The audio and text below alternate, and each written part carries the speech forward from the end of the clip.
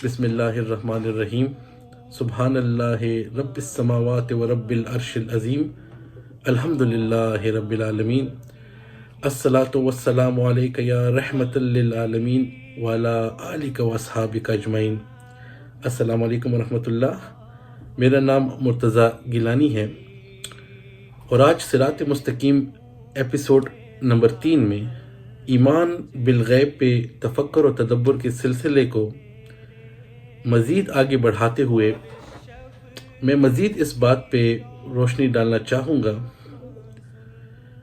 کہ اللہ رب العزت پہ بن دیکھے یقین کا زبانی دعویٰ کوئی معنی نہیں رکھتا جب تک کہ آپ کا عمل اس کی شہادت اور گواہی نہ دے۔ اس دنیا کی زندگی میں انسان پر بہت سی آزمائشیں آتی ہیں اور مصیبتیں آتی ہیں جو کہ بے شک اللہ کی اذن ہی سے آتی ہیں،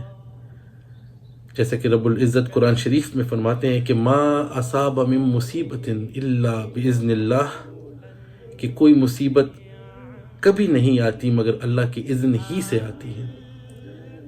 ان آزمائشوں کی نوعیت کیا ہوتی ہے یہ بھی رب العزت نے سورہ بقرہ میں کچھ یوں بیان کیا ہے کہ وَلَنَبْلُوَنَّكُمْ بِشَيْءٍ مِّنَ الْخَوْفِ وَالْجُوعِ وَالنَّقْصٍ مِّنَ الْأَمْوَالِ وَالْأَنفُسِ وَالثَّمَرَاتِ وَبَشِّرِ الصَّابِرِينَ، کہ میں انسان کو آزماؤں گا، ضرور آزماؤں گا، خوف و خطر سے، فاقہ کشی سے، جان اور مال کے نقصانات سے اور آمدنیوں کے گھاٹے سے۔ جن لوگوں کا اپنے رب پر یقین بن دیکھے کامل ہوتا ہے، جن لوگوں کا یقین اپنے رب پر بن دیکھے پختہ ہوتا ہے، جو لوگ اللہ اور رسول اور اس قرآن کے قریب ہوتے ہیں، ان پر جب آزمائشیں آتی ہیں تو وہ اللہ کے فضل سے صراط مستقیم کا رخ کرتے ہیں۔ لیکن اس کے برعکس جو کہ اللہ اور رسول اور اس قرآن سے دور ہوتے ہیں، جن کا ایمان اپنے رب پر بن دیکھے کمزور ہوتا ہے، شیطان ان پہ حملہ آور ہوتا ہے اور ان کو صراط مستقیم سے کھینچ کر خطوات شیطان کی طرف دھکیل دیتا ہے۔ اللہ رب العزت نے قرآن شریف میں ہمیں متنبہ کیا ہے کہ وَلَا تَتَّبِعُوا خُطُوَاتِ الشَّيْطَانِ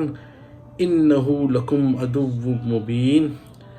کہ شیطان کے بتائے ہوئے راستوں پر نہ چلو، وہ تمہارا کھلا دشمن ہے۔ شیطان انسان کا ایسا کمیٹڈ دشمن ہے جس کی حیات کا مقصد ہی یہ ہے کہ وہ انسان کو صراط مستقیم سے کھینچ کر خطوات شیطان کی طرف لے جائے، اور خطوات شیطان انسان کو آگ کی طرف لے جاتا ہے۔ جن لوگوں کا یقین اپنے رب پر کامل نہ ہو، ان پر جب آزمائشیں اور مصیبتیں آتی ہیں، جب ان کے کاروبار میں کوئی نقصان ہوتا ہے تو وہ دوسرے لوگوں کا اس کا مورد الزام ٹھہراتے ہیں۔ کسی پہ اگر بیماری یا مفلسی آئے تو وہ کہتے ہیں ہم پر تو کسی نے کالا جادو کر دیا ہے، اور پھر جھوٹے عملوں کا رخ کرتے ہیں۔ یہ سب خطوات شیطان ہیں جو کہ انسان کو گمراہی کی طرف لے جاتا ہے۔ جن لوگوں کا ایمان اپنے رب پر مضبوط ہو، ان کا تعلق اپنے اللہ اور رسول سے مضبوط ہو، اور قرآن سے جن کا تعلق مضبوط ہو، وہ تو انہی احکامات کو سینے سے لگائے رکھتے ہیں جو کہ رب العزت نے قرآن شریف میں بیان کیا ہے۔ اللہ رب العزت فرماتا ہے کہ یا ایھا الذین آمنوا استعینوا بالصبر والصلاۃ ان اللہ مع الصابرین، کہ اے لوگو جو ایمان لائے ہو، صبر اور نماز سے مدد لو، اللہ صبر کرنے والوں کے ساتھ ہے۔ جن پر آزمائشیں آتی ہیں اور وہ اللہ کو یاد کرتے رہتے ہیں، اپنی نسبت اللہ سے قائم رکھتے ہیں اور اس قرآن کا مطالعہ کرتے ہیں اور اس سے اپنی نسبت قائم رکھتے ہیں، وہ تو صبر اور نماز ہی سے مدد لیتے ہیں، نہ کہ جھوٹے عملوں سے۔ اگر صبر کو آپ نے آسان الفاظ میں سمجھنا ہے تو hope for the best, rest leave to اللہ، کہ انسان ہمیشہ اچھی کی ہی امید رکھے اور باقی سب اپنے رب پر چھوڑ دیں۔ انسان سے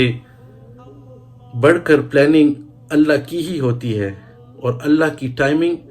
بہتر وقت پر ہی ہوتی ہے۔ انسان پہ جب مشکلات آتی ہیں تو ہمیشہ انسان کو وہ راستہ اپنانا چاہیے، اگرچہ وہ راستہ آپ کو پسند نہ بھی ہو،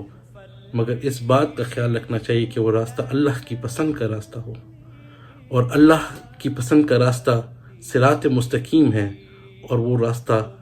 اس قرآن میں بتایا گیا ہے۔ تو قرآن کے ساتھ نسبت اور تعلق رکھنے میں ہی انسان کی کامیابی ہے۔ رسول اللہ صلی اللہ علیہ وآلہ وسلم فرماتے ہیں کہ اللہ کی کتاب میں ہدایت ہے، نور ہے، تم اللہ کی کتاب کو پکڑو اور اس کے ساتھ تعلق مضبوط کرو۔ اللہ کی کتاب اللہ کی رسی ہے، جو اسے پکڑے گا ہدایت پر ہوگا، اور جو اسے چھوڑے گا گمراہ ہو جائے گا۔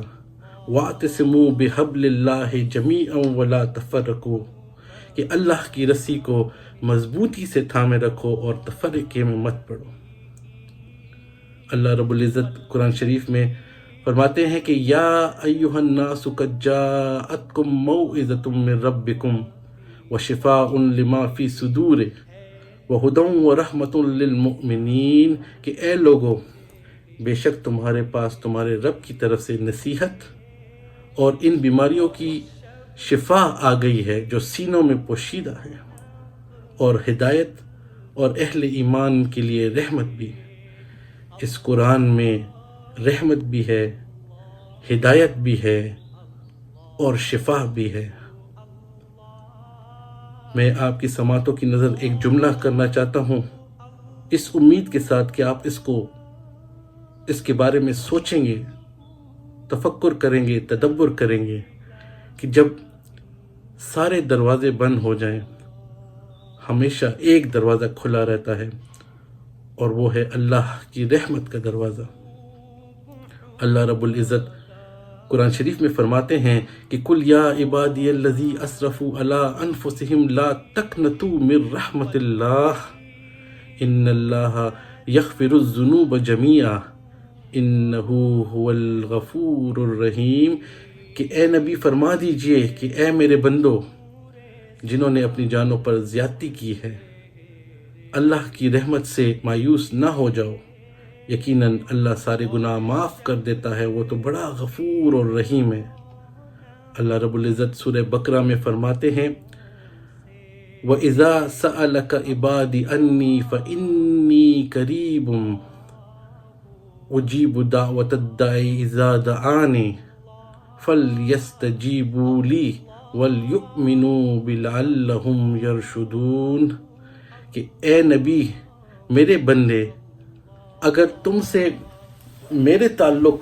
پوچھتے ہیں تو انہیں بتا دو کہ میں ان کے قریب ہوں۔ پکارنے والا جب مجھے پکارتا ہے میں اس کی پکار سنتا ہوں اور جواب بھی دیتا ہوں، لہٰذا انہیں چاہیے کہ میری دعوت پر لبیک کہیں اور مجھ پر ایمان لائیں۔ اے نبی، یہ بات تم انہیں سنا دو، شاید کہ وہ راہ راست پالیں۔ راہ راست ہدایت اس قرآن میں ہے، اور میری اور آپ کی کامیابی اس قرآن کے ساتھ تعلق میں ہے۔ یہ قرآن ہی ہمیں صراط مستقیم سکھاتا ہے اور سیدھا راستہ دکھاتا ہے۔ یا رب العالمین، ہمیں توفیق دیں کہ ہمارا اس قرآن کے ساتھ تعلق ساری زندگی رہے، جب تک کہ ہم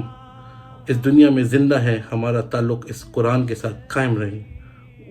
وَمَا عَلَيْنَا إِلَّا الْبَلَاغُ الْمُبِينُ۔